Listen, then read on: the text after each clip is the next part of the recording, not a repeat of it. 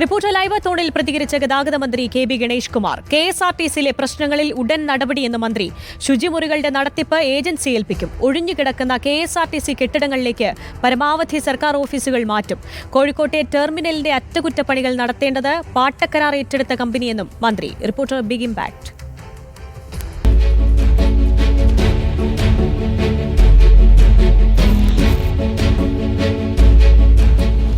കെഎസ്ആർടിസിയുമായി ബന്ധപ്പെട്ട reporter TV നടത്തിയ ലൈവത്തോണിൽ ഉയർന്ന പ്രശ്നങ്ങളിൽ ഉടൻ നടപടിയെന്ന് ഗതാഗത മന്ത്രി കെ.ബി. ഗണേഷ് കുമാർ.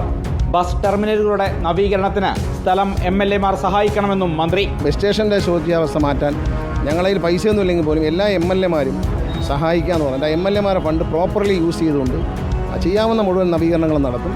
ആദ്യഘട്ടത്തിൽ 10 ഇടങ്ങളിൽ ടോയ്ലറ്റുകളുടെ നടത്തിപ്പ് സുലഭ് എന്ന ഏജൻസിയെ ഏൽപ്പിക്കും.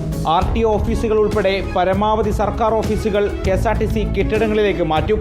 മാക്സിമം RTO ഓഫീസുകൾ നമ്മുടെ അധികാര പരിധിയിൽപ്പെടുന്ന RTO ഓഫീസുകളെ KSRTC ബസ് സ്റ്റേഷനിലേക്കും സർക്കാർ സിവിൽ സ്റ്റേഷനിലേക്കും മാറ്റാൻ തീരുമാനിച്ചിട്ടുണ്ട്. കാരണം വാടക പ്രൈവറ്റ് ആൾക്കാർ കൊടുക്കണ്ട, സർക്കാരിൻ്റെ ഖജനാവിൽ ലാഭിക്കാം, ഉള്ളത് കിട്ടുന്നത് KSRTC കിട്ടുകയും ചെയ്യും. കോഴിക്കോട്ടെ KSRTC ടെർമിനലിന്റെ അറ്റകുറ്റപ്പണികൾ നടത്തേണ്ടത് പാട്ടക്കരാർ ഏറ്റെടുത്ത അലിഫ് ബിൽഡേഴ്സ് ആണെന്നും മന്ത്രി.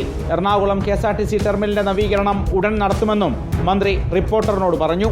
പ്ലാൻ ഫണ്ടിൽ നിന്ന് MLA പ്ലാൻ എല്ലാം തയ്യാറാക്കിയിട്ടുണ്ട്. പിന്നെ CMD തന്നെ നേരിട്ട് മീറ്റിംഗ് നമ്മൾ അവിടുത്തെ MLA-യുമായും സംസാരിച്ചു. അദ്ദേഹം MLA ഫണ്ടും തരാമെന്ന് പറഞ്ഞിട്ടുണ്ട്. ഞങ്ങൾ ബാക്കി പൈസ KSRTC-യിൽ നിന്നും പിന്നെ കുറച്ച് CSR ഫണ്ട് കിട്ടാനുള്ള സാധ്യതയുണ്ട്.